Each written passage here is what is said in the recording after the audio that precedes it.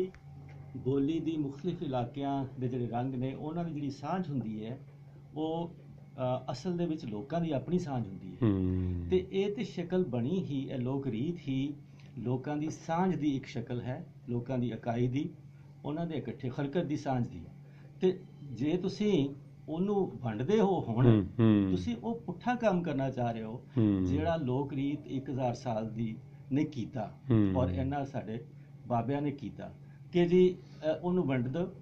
ਜਿਹੜੀ ਸਾਂਝ ਬੋਲੀ ਜਿਹੜੀ ਬਣਾਈ ਗਈ ਹੈ ਉਹਨੂੰ ਵੰਡੋ ਔਰ ਤੋੜੋ। ਇਹ ਅਸਲ ਦੇ ਵਿੱਚ ਉਹ ਸਾਂਝ, ਖਲਕਤ ਦੀ ਸਾਂਝ ਨੂੰ, ਉਹਨਾਂ ਦੀ ਇੱਕ ਹੋਣ ਨੂੰ ਹੀ ਤੋੜਨਾ ਹੈ। ਇਹ ਖਲਕਤ ਦੀ ਸਾਂਝ ਤੋਂ ਡਰਦੇ ਨੇ, ਖਲਕਤ ਦੀ ਸਾਂਝ ਤੋਂ ਡਰਦੇ, ਇਹ ਉਹਨੂੰ ਤੋੜਨ ਹੈ ਤੇ ਇਹ ਮੇਰਾ ਖਿਆਲ ਹੈ ਕਿ ਇਹ ਦੇਖਣਾ ਚਾਹੀਦਾ ਹੈ। ਇਹ ਕੋਈ ਅੱਜ ਤੋਂ ਨਹੀਂ, ਦੂਸਰੀ ਗੱਲ ਹੈ ਕਿ ਤੁਸੀਂ ਅਗਰ ਕਿਸੇ ਇੱਕ ਵੱਡੇ ਲਹਿਜੇ ਨੂੰ, ਜੀ ਉਹ ਪਾਵਰਫੁਲ ਲਹਿਜਾ ਹੈ, ਫਲਾਣਾ ਹੈ, ਤੁਸੀਂ ਉਹਨੂੰ ਅਲੱਗਾ ਬੋਲੀ ਬਣਾ। ਅੱਛਾ, ਇਹ ਬਾਬੇ ਜਿਹੜੇ ਨੇ ਅਗਰ ਕਿਸੇ ਪਾਵਰਫੁਲ ਐਕਸਪ੍ਰੈਸ਼ਨ ਜਿਹੜਾ ਬੋਲੀ ਦਾ ਉਹਨੂੰ ਹੀ ਅਗਰ ਉਹਨਾਂ ਨੇ ਪ੍ਰਮੋਟ ਕਰਨਾ ਸੀ ਤੇ ਉਹ ਫਾਰਸੀ 'ਚ ਕਿਉਂ ਨਹੀਂ ਲਿਖਿਆ ਉਹਨਾਂ ਨੇ?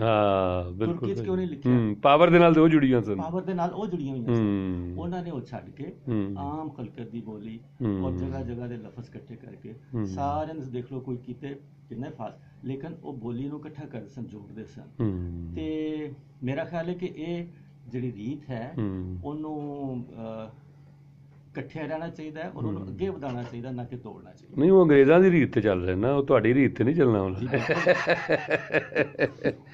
ਲੋ ਜੀ।